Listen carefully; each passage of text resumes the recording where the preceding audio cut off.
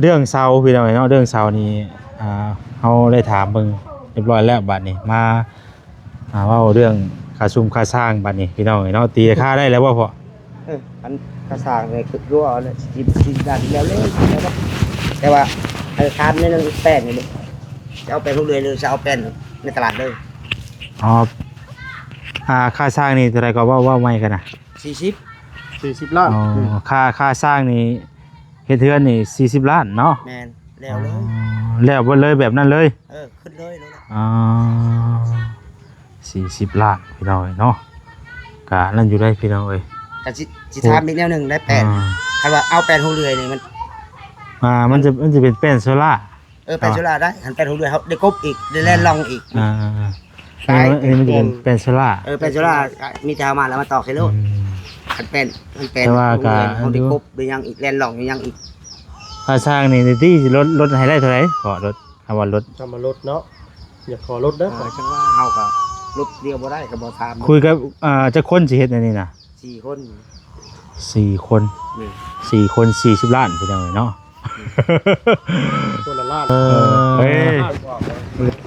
นี่บ่พอเสาพี่น้องเนาะอันนี้เลยเบิ่งก่อนเด้อเก้าใช้ตัวยาวดิตัวยาวเฉพาะตัวยาวเลยนะนี่เด้อยาวส่วนยาวคือตัวนี้เนาะ5 เมตรไปเด้5 เมตรไปตัวน่ะเพราะนี่ก็ตามบากตามหยังมันนี่ก็เฮาเอาตามนี้เลยก็ได้ตัวเก่าวันนี้นี่เพราะอันนี้เมตร50มันก็สูงเลยเด้50เป็น2 เมตรเลยเพราะว่าเคียงนี่ก็มีนี่น่ะเนาะเคียงละ50 60เลยเคียงเฮาคันเพราะว่าเฮาเฮาแม่นเฉพาะตัวยาวนี่ตัวนี้แม่นตัวยาวนี่แม่นเบิดเลยตัวยาวนี่จักต้นก่อนนี่9บ่ไม่เฮาเฮือนเฮาเสานี่เสาจัง12 ต้น12 ต้นบ่แก่นอยู่เดี๋ยว10นี่เฮาก็เลือกเอาบ่แหละเลือกตัวใดมันดีแก่นมื้อนะโอ้ต้นถึงแรงเลยบ่อยากเว้าเลยครั้งแรกหอยบ่แล้วก็นี่พี่น้องบ่ต้องห่วงเนาะเดี๋ยวชี้ตาแดงๆชี้ไหน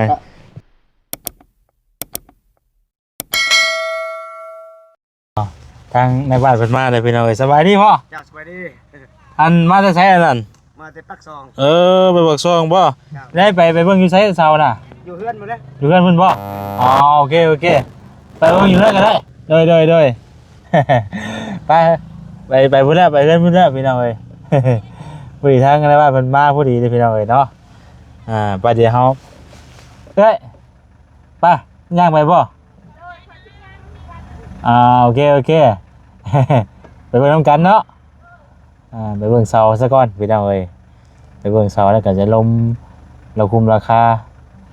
ซุมค่าสร้างอะไรพี่น้องเอ้ยเนาะไปพี่น้องเอ้ยในบ้านเพิ่นก็มาแต่ปักซองเนาะปักซองละหาน้ำได้พี่น้องมวยปักซองเราใต้ได้เนาะกราบทักทายสบายดีเด้อสบายดีพ่อแม่พี่น้องเพื่อสู่คนพี่น้องเอ้ยเนาะมาต่อกันอีกคลิปที่2พี่น้องเอ้ยเนาะเดี๋ยวเราจะไปกันทางพ่อบ้านเพิ่นแหละเนาะมื้อนี้ฝนตกพี่น้องเอ้ยโอ้ยเนาะลำบากผู้เพิ่นเกี่ยวข้าวเกี่ยวน้ำแล้วพี่น้องเอ้ยหากมันตกเป็นบางพื้นที่เนาะบางพื้นที่ก็แห้งบางพื้นที่ก็บ่แห้งนะพี่น้องเอ้ยพอดีแบบเฮาญาติขนเข้าอาจารย์จ้าเนาะเก็บเข้าเนี่ยจะเป็นทางเข้าเพื่อนพี่น้องเอ้ยเนาะจะเข้าไปคุยเรื่องค่าสร้างอะไรพี่น้องเอ้ยนะครับเสาเฮือนเนาะเสาเฮือนเก่าในบ้านเพิ่นว่ามีเสาเฮือนเก่าว่าซั่นนะก็เลยมาเบิ่งก่อน4 เมตร50นี่แหละเนาะคมยาวนะเอาก็เลยสิมาเบิ่งซะก่อนว่าเป็นตาเอาบ่ยังดีบ่หรือว่าจังใดเนาะแต่ว่าเรื่องคุณภาพนี่ถ้าว่าโตเสาเก่ามันดีมันก็ต้องดีเลยพี่น้องเนาะมันก็บ่คือเสาใหม่นี่มันจะยังแบบว่านั่นอยู่ยังมีความเสี่ยงเป็นหมอดกินอยู่นะนี่คือแบบสิได้นี่เพิ่นเอามาเฮ็ดมันแห้งมันหยังแล้วนะน้องเลยมาฮอดทางเรือนบ้านเป็นแล้ว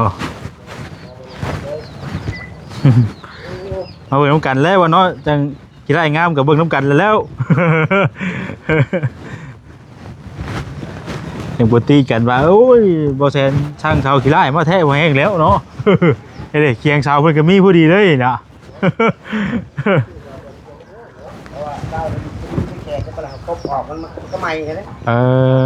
อ ครบออกมันใหม่ นี่บ่พอ นั่นครบแล้วใช่ไหม เออเสาไปเอาไว้เนาะอันนี้เด้เบิ่งก่อนเด้อ เก่าพออีกเนาะ ของพม่า เออ อันนี้เขาเบิ่งเบื้องเต้าปะครับเอาครบมาครบจริงๆมันก็ใหม่กัน มันเป็นยังเป็นแกนอยู่แม่นบ่พอ นี่ที่แกนเมื่อไหร่ เป็นแกนมันบ่ ขันหม้อเขาไม่กินไปแล้ว เอ้าไม่ ต้องคนได้ใช้แต่บัตรดิ อย่าถึงคนไปแฮกต้องรู้ว่า ดีมันเขาทาเอาไม่แต่ทาไม่แกนเอาไว้ดีไม่ร้ายโอ้ยนี่ทำไมแต่ว่าสั่งเบิ่งน้ำมันอยู่กลางค่ะยันเรามีไปยักเอาไว้ยันบุ้งทางนั้นมันหายอ่ะ 4 เมตร 50บ่วะ 4 เมตร 50 4 เมตร 60 อันนี้ก็ เก้าใช้ตัวยาวดิตัวยาวเฉพาะตัวยาวเลยนะ นี่เด้อเอา ส่วนยาวคือตัวนี้เนาะ 5 เมตรไปเลย5 เมตรไปสุดละ เพราะอันนี้ก็ตามบากตามหยังมันนี่ก็เฮาเอาตามนี้เลยก็ได้ ทำตัวนี้เลย ตัวเก่าวันนี้นี่ เพราะอันนี้เมตร 50 มันก็สูงเลยเด้ 50เป็น2 เมตรเลย เพราะว่าเคียงนี่ก็มีนี่นะเนาะ เทียบละ50 60เลยเทียบเอา เพราะว่าเฮาบากไว้เรียบร้อยไว้แล้วนี่นะคันว่าเฮาเอาตัวนี้ก็คือเอาตามตัวเก่ามันระบบเก่ามันเลย เก่าเลย เอาระบบเก่ามันนี่เลยเบิ่งก่อนพี่น้องเอ้ยทางโน้นเบิ่งอยู่หาเป็นจังได๋มันทางไม้มัน ตัวนี้หันบ่ ตัวนี้บ่แม่นตัวนี้มันเฉพาะตัวยาวนะบ่เนาะ ตัวนี้อันนี้บ่แม่นตะลม แม่นเฉพาะตัวยาวนี่ นี่ตัวลุมตัวนี้แม่นตัวยาวนี่แม่นเบิดเลยตัวยาวนี่จักต้นก่อนนี่เก้าบ่ ไม่เฮาเพื่อนเฮา เสานี่เสาจัง อ่า12 ต้น 12ต้นบ่ แม่น เดี๋ยว12เนาะ12ว่าเฮาว่าสิเอาแต่เก้าเนาะ เอาไปเอาเลือกเอา ก็เรื่องเอาเนาะ เลือกเอาตัวมันดีเลยทางเรื่องหมอนเรื่องหยังนี่ครับกันแล้ว บ่กินแม่นอยู่คันว่าไปสิแต่บ่กินมีแต่เฮากบใหม่ กบใหม่มันก็เป็นใหม่เลยเป็นที่ใหม่เลย แบบคือไม้เฮือนบ่ชวนเห็นบ่ไม้เฮือนบ่ชวนนะเฮาเบิ่งนี่ตอนที่ว่ามาเฮ็ดเฮือนเฮาเบิ่งข้างนอกมันสิเป็นสีไปสิแต่บัดพอเฮา เอาเด็ดมากบมันก็ใหม่ เขาต่อตะปูกระจุกเจ้าเนาะ เอาแนวมาขูดเบิ่งอยู่ห่าขูดเบิ่งได้บ่วะขูดเบิ่งแกน ไปเรียนตรงนั้น แนวมาขูดเบิ่งบ่หักเสามันแกนอยู่เด้อเบิ่งนี่น่ะ มีจะไม่แกน มัน มืด จะไม่แกนน่ะ หมอดทับกันนี่แหละเรื่อง ถึงว่าเราห่วยเนาะต้องห่วง ข้าว เด้อ สากก็มือนี่ข้าวหาเช้านี่มันมีแล้วใหม่ตัวใหญ่มันแกนบ่ใหญ่แล้ว โดย ก็เลยกินหมอกมากินมืดอะไรตัวหมอก หากมีแต่เฮาง่ายได้ตัวปูออกเนาะ ง่าย เบิ่งตัวปูออกนะ ให้มันใหม่นะสำหรับลูกสาวเขาก็สิเอาพวกเกลือ หน้าเท่าไรนี่อันโตนั่นนี่ อันนี้น่า15อันนั้นน่า16 บ่อันว่าไม้ที่เฮาใส่นะ อันนี้นะ โดยที่เฮาบากนะหน้า12บ่ บ่13เพิ่น 13บ่อ๋อ พอดีเขาต้องบากเขาอีกในหนึ่งให้มันแน่ แต่ว่าไม้หน้า13มันบ่มีเด้อยู่ในห้านเนาะ นี่ มีบ่ นี่55ในจานอยู่นี่ อืมอันนี้ไปใส่น็อตเอานี่เนาะ ใส่มาล่องกันเลย ใส่บ่ลองใส่น็อตเอาไปจังได๋บ่ลองเนาะบ่ลองโอ้อันนี้ก็แบบแกนๆเลยได้นี่เนาะ แกนไปแล้วเสาต่อนี่เลย เสาโตตัวนี้บ่ย่านพี่น้องเนาะเสาคันว่ารุ่นแกนน่ะมันบ่นั่นดอก เสาจำนี้มันทับกันในนั้นเรื่องหมอดยัง ปัญหาเสาะอยู่นั่นมันก็มีตะแกนเลยได้นี่ แม่นเพราะว่าไม้มันผ่านนั่นมาจักปีได้นี่บ่ไม่ จักอะไรปีเลยแต่ใหม่รุ่นยังใหม่หลายๆพุ่นนะ บ่ ต้นเขาถากในมันเป็นไม้น้อยนี่ ทางเอาบ่นี่น่ะแบบจะข้าวรุ่นแบบว่าทางเอาควรทางเอาแล้วบ่ ซ้ำกบขามพุ่นจะมาได้แกน เวลาก็ไม่จะข้าวดิไม่นี่ไม่แดงบ่ไม่แดงก็ไม่หยังก็ไม่จิกบ่ จิกไม่แดงไม่จิกไม่แดงบ่มีดอกไม้ดอกอื่นอันนี้ไม่จิกเลย งามอยู่สาวก็อยู่พี่น้องแต่ว่าถามทางสนวนเพิ่นนั่นแหละพี่น้องเนาะก็ จะได้เอ้ย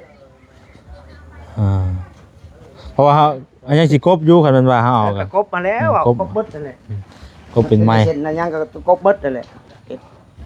มันละเอียดหมดนั่นแหละ เพราะว่าเสานี่ความยาวมันน่ะ ที่มัน50 สิมัน50เนาะ แม่น อ่า อันนี้เม็ดดินเรือกระแทกเยอะ 4 เมตร 50 พอดีแหละความสูงของมัน เพราะว่ามันจากทางเทิงมันก็สูงแน่เนาะนี่เพราะว่าจากหันไปพูดดิคือมันเนี่ยมันจะเป็นคือนั่นได้ฮะมันเป็นเสาล่างเลยบางอย่างแล้วตัวล่างมันน่ะเขาแต่ว่าเฮาไล่แบบมันนี่แบบมันเนี่ยคือ4 เมตรจีอ่ะนะบ่ให้ลุก4 เมตรอันนี้ตัวดังมันกันอันหาต่อเอา4 เมตร 50เอ็นหาต่อเอาต้องดังงอสูงนี่เฮ็ดเดือดสูงต่อ แต่ว่าเสานี่มันบ่นั่นแหละหมอดนี่บ่กินแล้วหมอด บ่หับประกันแล้วเรื่องหมอดเอาอยู่เฮือนเอาเอาปลุกเฮือนเอาตะกี้ แต่ว่านี่มันสีมันนี่มันเป็นสีแบบว่ามันเสาเก่าเด้มันสี เฮากบกินมันก็ไม่บ่แม่นว่าสิใช้แบบนี้เราต้องกบก่อน ก็เดี๋ยวสีอันนี้แกนได้พี่น้องเนาะ มันสิแกนนะบ่มีดอกหมอกอ่ะคันหมอก บ่กิน หมอกกินหมดแล้ว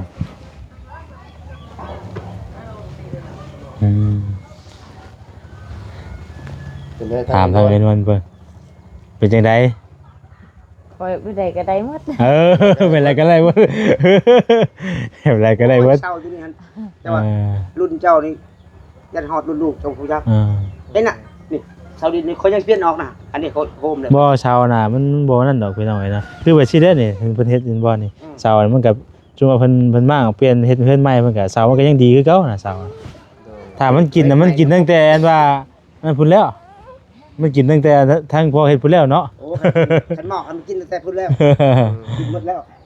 ไปดองเก้าจิจิไปชื่อองกับทำไม เอาเสาดินอย่างนี่เอาเสาคนเปลี่ยนเอาอันนี้ใหม่ของโฮมเลยไม่จริง คือว่าเสียไว้ให้มาแล้วขายของโอ้ย มันบ่มีเลยเด้จะไปหาใช้เสา เศร้าเนี่ย แล้วเขาหาให้ดอก มาเบื่อ ไป ต้นเท่าไหร่พ่อ ก็มาเนี่ย33บ่ ตัวละ300,000บ่ 300,000แต่ว่าทางพ่อเพิ่นตอนที่แชทถามนะว่าสีเนาะตัวเฮาก็ตัวเพิ่นแล้วพี่น้องเอ้ยแต่มีฮู้มีหยังข้างแน่เด้นี่ เขาเจาะใส่มาลองนี่อันนี้มันมีมาลอง มีเสาอันอยู่เนาะนี่เด้ มันมีมาลองที่เขาสั่งใส่ อันเคียงก็มีแล้วนี่เนาะเอ้ยเคียงเสาเด้ โอ้รุ่นนี้มันกว่าได้รุ่นสมัยกูมือนี่กูมือนี่เขาเฮ็ด เล็กก็เล็กใหญ่ใช่เนาะ เขาเฮ็ดกูมือนี่มันดินทรายหลายมันคุออกอันนี้รุ่นตะกี้โอ้ย ว่าคำว่าเอามัวสิได้เอาบ่ชุดพุ่นบ่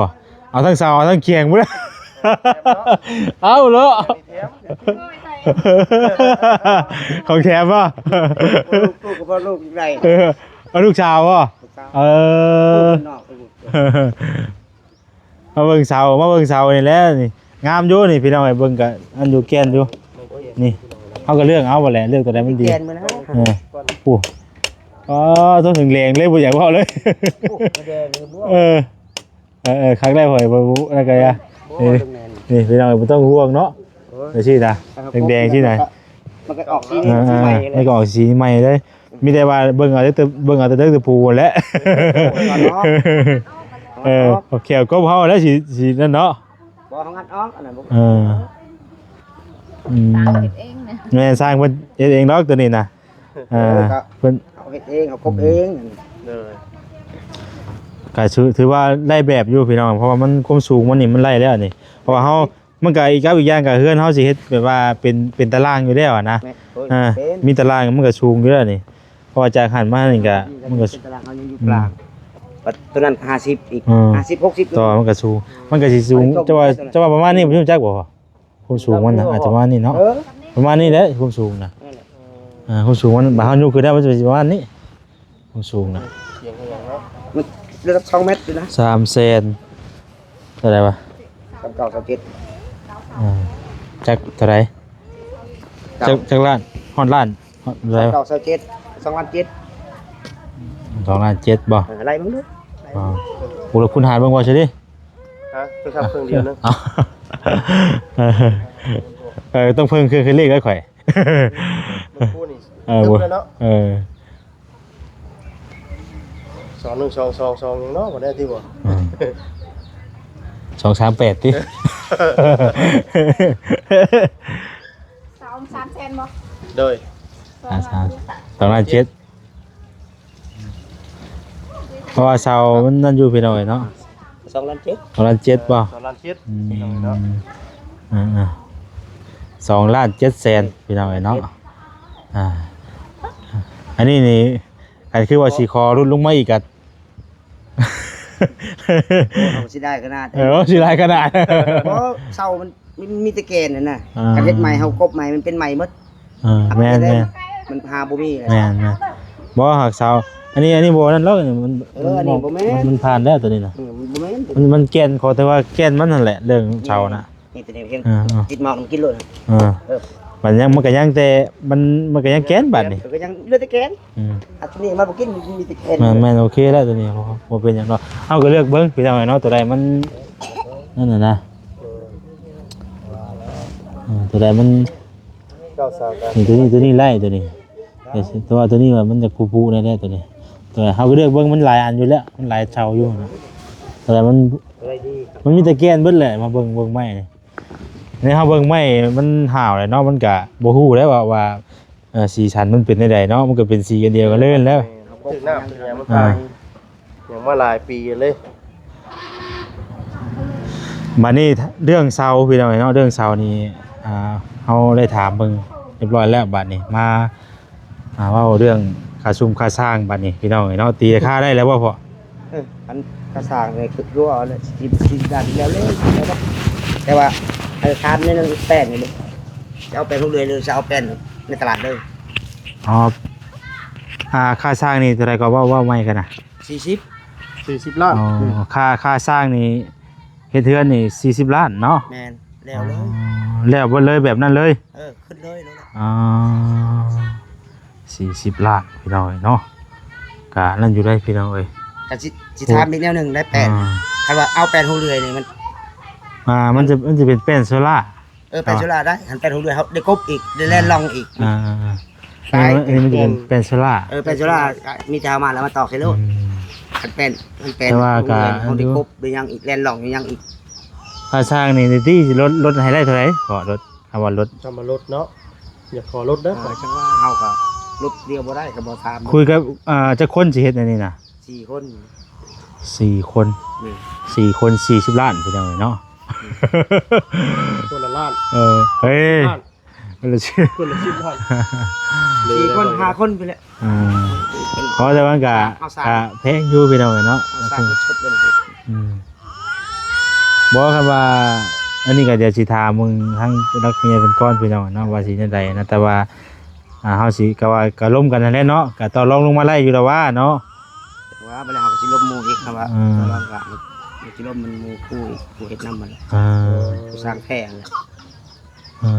แต่เฮาก็บางเทื่อเฮาไปเฮ็ดนำเขาบางเทื่อเฮาก็เฮ็ดเฮาก็เวียกหลายนะ โดย เพราะว่า แต่ว่าเฮาเฮ็ดนำเขาเฮานำพาเฮ็ดแต่ว่าเฮาบางเทื่อเฮาไปหันไปนี่สอบไปซุ่มเนี่ยมองเขาเฮ็ดก็ร้านข่อยเพิ่นเราเฮ็ดได้เลยเฮ็ดได้หมดติแต่ว่าเห็นรูปนะเห็นรูปก็แบบนี้นี่เลย แต่ว่ามันก็บ่ได้กว้างนะพี่น้องมันเท่าไหร่วะบ่ได้กว้างแห้งปานใดเท่าไหร่ก็5คูณ6 5คูณ6ซ้ำในรูปนั่นแหละพี่น้องเนาะเพราะว่าบ่แซงก็เสร็จถามทางบ่เสียงเพิ่นแล้วว่าเฮือนนี่5คูณ6เท่าว่านะ5คูณ6มันก็นั่นอยู่พี่น้องเอ้ยแต่ว่าหักแล้วเบิดเรื่องเฮ็ดนะแต่ว่า แล้วเลย ค่าซุมค่าสร้างยังบ่ฮู้ว่าสิเท่าไหร่ตัวนั้นน่ะนะตัวที่เพิ่นเฮ็ดตัวนี้น่ะ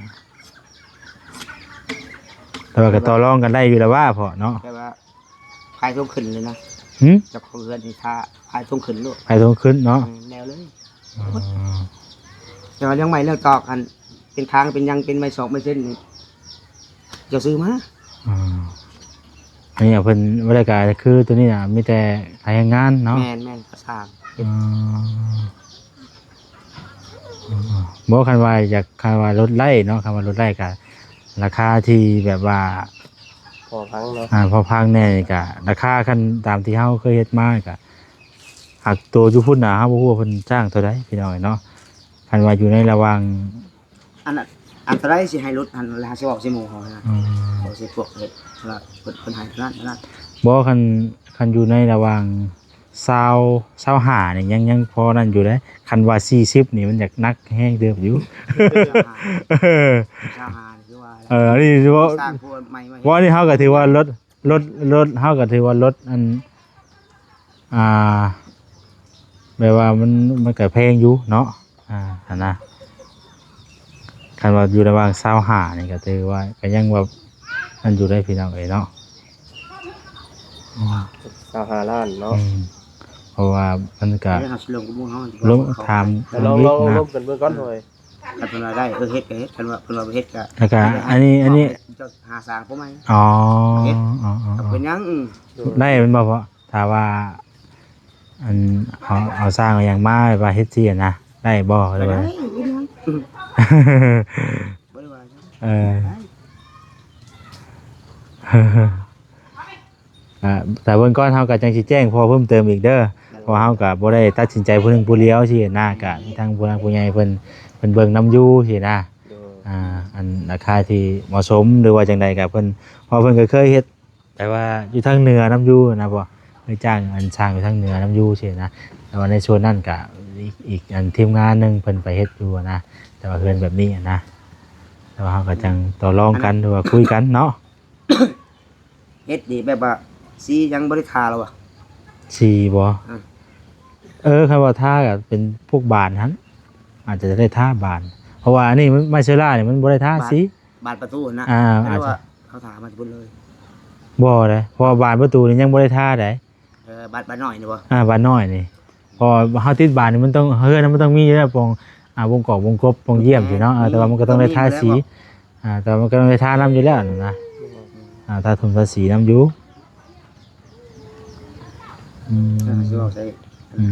ก็ลองถามกันเบิ่งก่อนเพิ่นมีหยังเฮาก็ถ้าว่านั่นก็อารมณ์กันแล้วก็แชทบอกกันทั้งเฮาก็พอมีช่องทางติดต่อกันอยู่พี่น้องเนาะมีหยังก็อารมณ์กันสินะว่าราคาที่เหมาะสมว่าซั่นซะเนาะ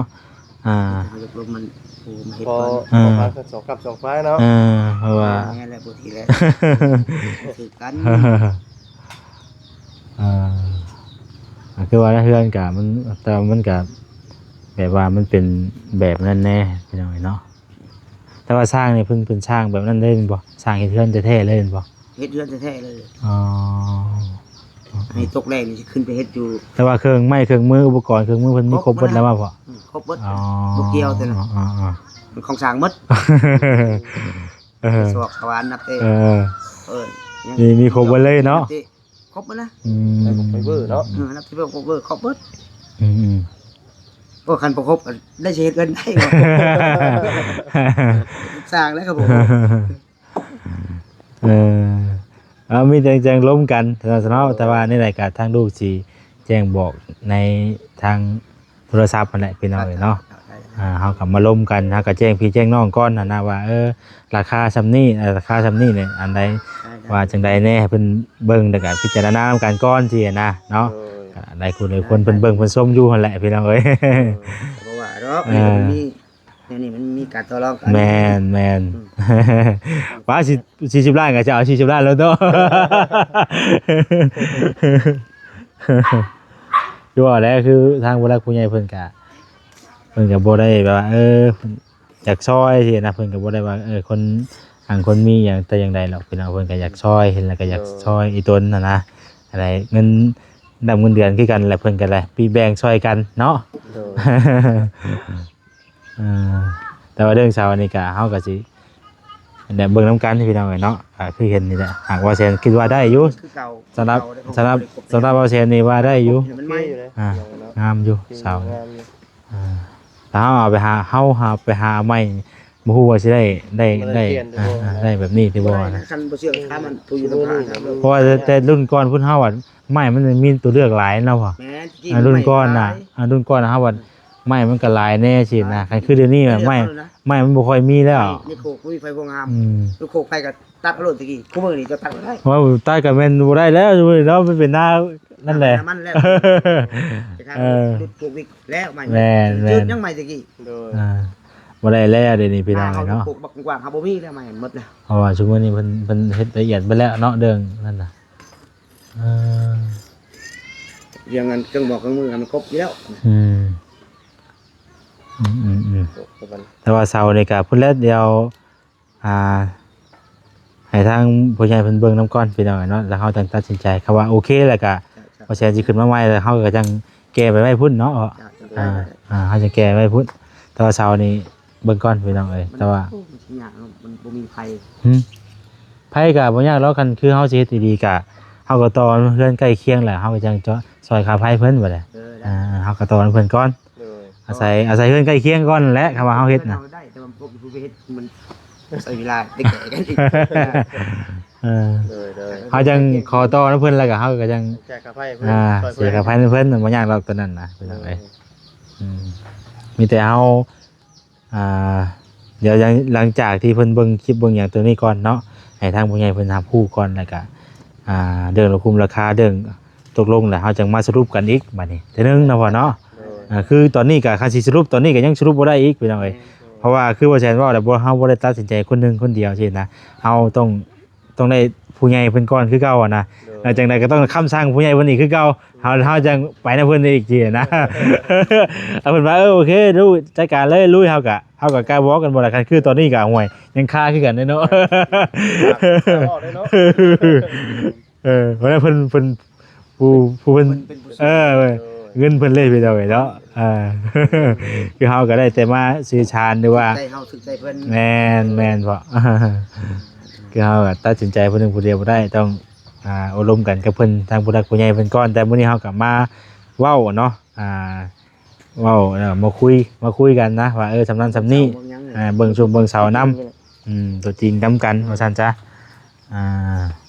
งามที่ได้ก็เบิ่งนำกัน ทางเป็นนวลเพิ่นว่า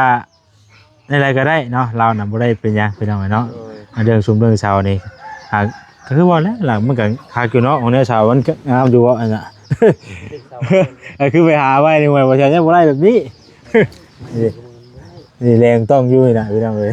มันครบอยู่แล้วมันใหม่เบิดแล้ว ไม่เบิดแม่นรุ่นตากแดดตากฝนจะโดนนึกว่ากองไม่กว่า แต่มากเพื่อน แต่ว่ากู คันใหม่เนี่ยเบิดแล้ว หลอกแล้วเนาะ ใหม่เนี่ยแข็งแล้วจะมัน แม่น คิดว่าแล้วเขาแล้วน้ำนี่ดูไปสิแกเอาดูจะมันเอาแล้วหากันบ้าง ตัวนั้นเห็นมาเพื่อไว้บ่ให้เพื่อไว้ที่ไว้บ่ตัวนั้นน่ะ ว่าสิต่อตัวนี้มันเรือดิเอานี้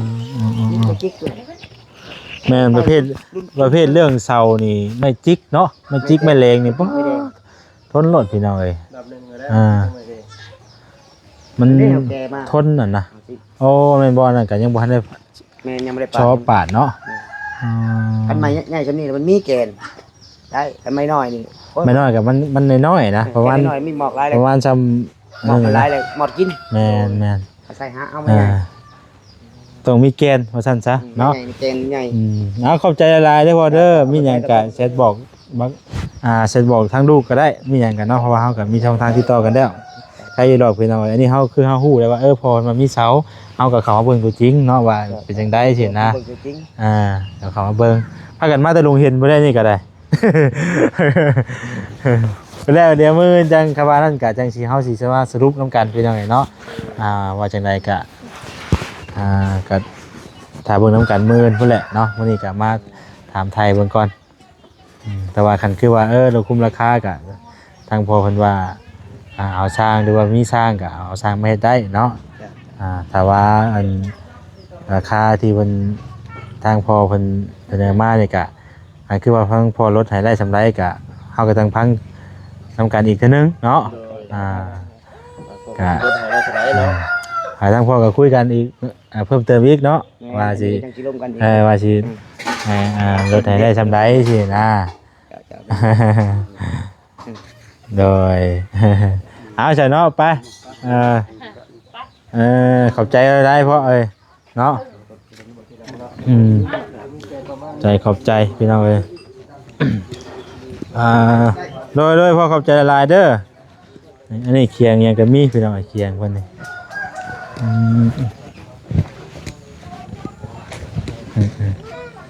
ไปจะเฮาจะกลับก่อนเด้อบัดนี้พี่น้องเอ้ยโอ้ยทางจำนวนแล้วก็กลับเมื่อและบัดนี้เนาะเมื่อคือกันแล้วบ่แซนก็ได้ เอาพี่น้องเอ้ยทางบ่แซนก็จะขอตัวกลับก่อนบัดนี้เนาะคุยเรื่องเวียกกับเพิ่นที่เรียบร้อยแล้วแต่ว่าเช้านี้ก็ตามที่บ่แซนเบิ่งนี่ก็ได้อยู่พี่น้องเอ้ยเนาะเรื่องเช้านี้บ่กังวลหยังก็ได้ตัวนี้ถือว่าผ่านอยู่เนาะเพราะว่าเฮือนที่เพิ่นมักของก็เป็นเฮือน2ชั้นอยู่แล้วนะแต่ว่าบัดนี้มาตัวนี้แหละใจเรื่องค่าสร้างนี่แหละพี่น้องเอ้ยเนาะถือว่าจุกเติบอยู่พี่น้องเอ้ย40 ล้านเนาะ เติบหนึงอยู่เพราะว่าเฮือนมันก็บ่ได้ถึงขั้นว่าแบบกว้างอีหยังแฮงสินะพี่น้องเนาะแบบว่าผู้อยู่ผู้เช่าอยู่นะแต่ว่าเพิ่นก็แต่ว่าต่อรองกันได้เพิ่นว่านะแต่ว่าเพิ่นยังบ่ทันได้เสนอมาว่าสิลดให้ซำใดเนาะมีแต่รอคำตอบอีกมื้ออื่นว่าสิลดได้เท่าใดพี่น้องเอ้ยไปขอตัวอำลาไปก่อนอยู่ดีมีแฮงเบิดสุขสุขคนเด้อผิดพลาดอะไรก็ขอโทษขออภัยหลายๆฝากพี่ฝากน้องกดไลค์กดแชร์กดติดตามเป็นกำลังใจให้ทั้งบ่แซนแน่พี่น้องเอ้ยเนาะสำหรับวันนี้ขอลาไปก่อนแล้วสบายดีพี่น้องเอ้ย